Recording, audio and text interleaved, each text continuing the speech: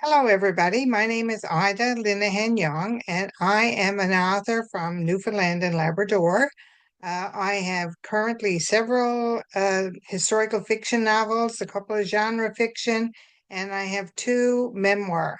So today I'm going to be discussing this first one. I think it's the very first one with Ed Oldford. Ed is a fan of my work and he had some questions that he wanted to ask. So he asked, I answered, and you can listen. Ed, hi, welcome. Ida, thank you again for this opportunity to talk about no turning back. And I will advise the listeners and the readers. One of the challenges I had with this book, and Ida told me a long time ago when I met Ida and got to know her and what have you, was that a lot of people found it difficult to read this book and not cry. And knowing what the book is about, I made a promise to myself that I was going to read the book and not cry. And I did it. But now, having gone back through the book again, and I had so many questions I wanted to ask Arthur. Going back through the book, I found it very difficult not to cry the second time. Very difficult. So I apologize in advance. I couldn't say apologize. I'd warn you in advance. If you see me starting to with a lump in my throat or start to pause, then that's probably what it is because this is a very powerful story. So Ida, no turning back. Where did this title come from, and how is it connected to the contents of the book? It was a very hard title to come up with, to be honest. I had the book written and it was ready to be released, and I was a month or 2 months trying to come up with an appropriate title. And finally, I settled on No Turning Back: Surviving the Linehan Family Tragedy.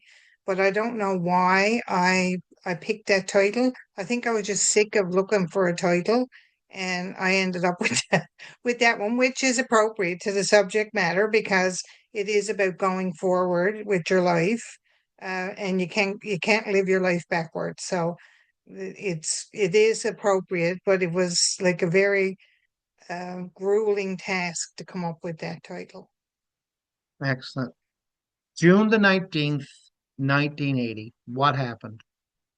So on that night, well, it was the morning of June 19th, 1980, our house caught fire.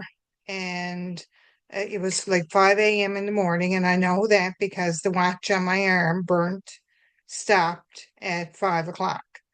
And there was just like a harrowing, very time condensed experience that I managed to put into the book. And somebody said to me later that like what I wrote in 30 pages might have took 2 or 3 seconds to happen, which was true. But anyway, the house caught fire. I lost my sister died. Me and her slept in the same room, in the same bed actually.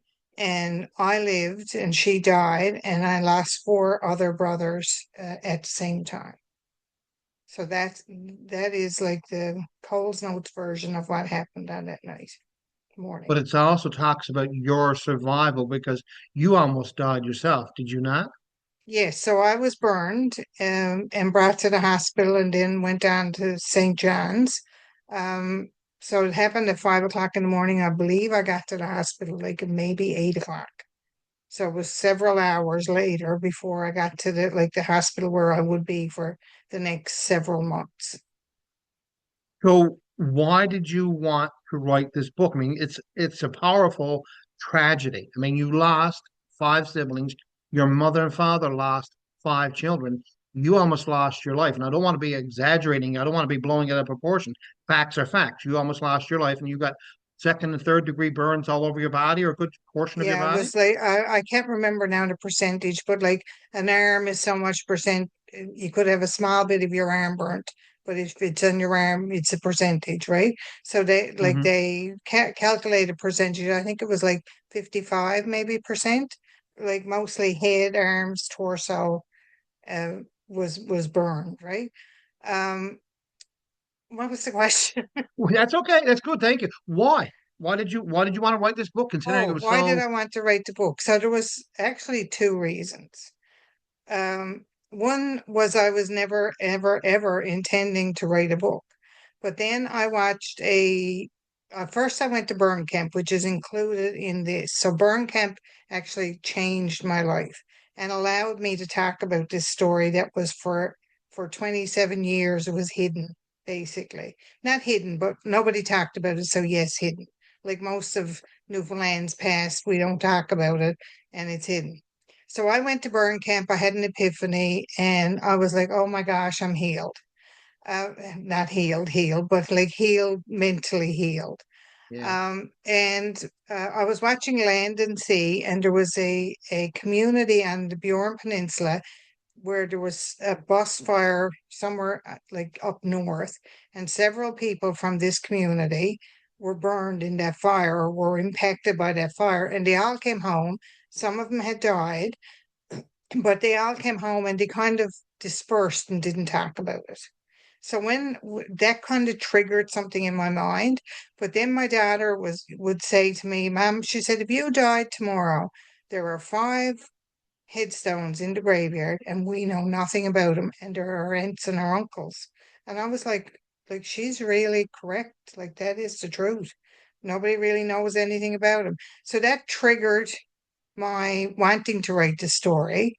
So then, based on the Land and Sea episode, I wanted to write about how a community survives a fire, like a tragedy like that, because it was a tiny community. It was like a large impact to the community. And when I went talking to people from the community, nobody could talk to me. And this was like going for 30 years later. And I was like, oh my gosh, like the community never actually survived. I survived, but like we were all in survival in say we were all still victims of the fire. So I wanted us to go from being victims to being survivors. And that is what No Turning Back is about.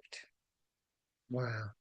This is only a 25-minute chat, 25 minutes if we're lucky. If we, if we keep talking, we can stretch it out, but it's a lifetime event. And what is the one message that you would like for your listeners to take from this discussion? Um, like things are hard, life is hard. There's a different kind of hard for lots of different people. Like this was an extremely hard thing to happen, and we didn't we lived with it. We didn't really overcome it because there's no overcoming, but we were able to manage to live with it and live with the happiness that happened before that. So if there was one thing people could take away from this is you might have to do something hard, but you have to go through it in order to get through it. So you have to plow through the hard part. You have to plow through to the other side. It could take you 30 years, like it almost did most of us. But however long it takes, you have to get to the other side. And recognizing that first, rather than waiting for 30 years to recognize it, you'll be a whole lot better for it. Wow. One of my most challenging readings, and I told you after I read the book the first time, and even when I went back to read it again, I mean, I slammed the book down. Like I said, I got to read it, but I was livid. And I'll tell the listeners it's on page 150. Again, if you want to jump to the front of the right to the page 150, go for it. But I would encourage you to read right up to page 150. Your time at the College of Trades and Technology in St. John's campus. How did it feel writing and reliving that episode 30 years later?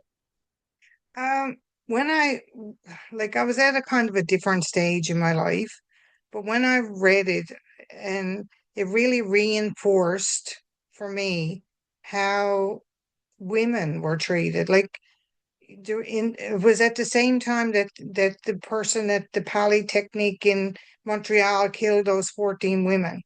And it was prevalent in the college in both the like the professors, the teachers, and the general population. I walked into that school and I turned right. And right was every male that was in St. John's that was in there for school for the College of North was on the right. On the left were the secretaries, the traditionally female hairdressers, secretaries were on the left. I turned right and I went into the mechanics, the the engineers, like the typically male section of the college. And I wasn't welcomed. Like I was not welcomed. And I was a child, like I was 15, just turned 16 at the time, after going through such a big tragedy. No support, nobody cared, except I was a woman there and I shouldn't have been there because like women didn't do those things.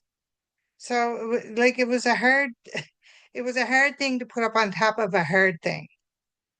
But anyway, like it kind of broke me, but it didn't break me because sometimes you have to break in order to grow stronger. And that was one of the probably times in my life that I quit, but I'm happy that I quit because I had such a better life afterwards.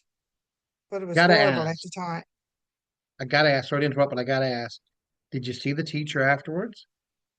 No, I saw a couple. I saw like a couple of the teachers that were kind of encouraging, but the Mm-hmm. bully teacher was not encouraging, and I haven't seen him after. And I honestly don't know how I'd react if I saw him. I think I might like tell him off, maybe step on him or do do a few physical things that I shouldn't do and shouldn't admit to doing.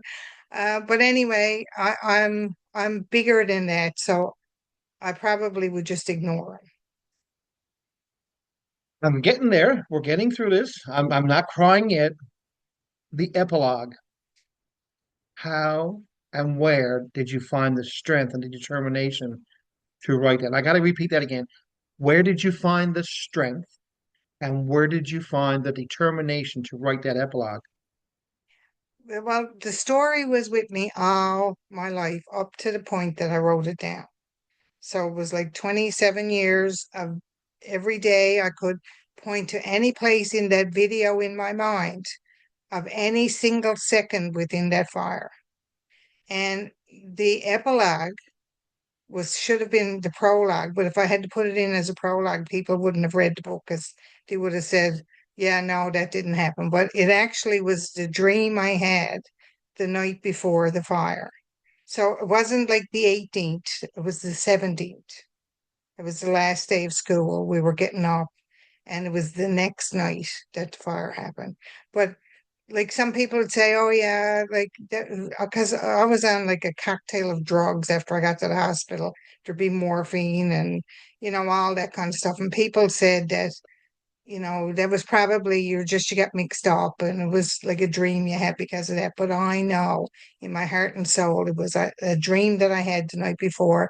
I picked out who was going to die, and like up to the point probably a week in, nobody had officially told me who died.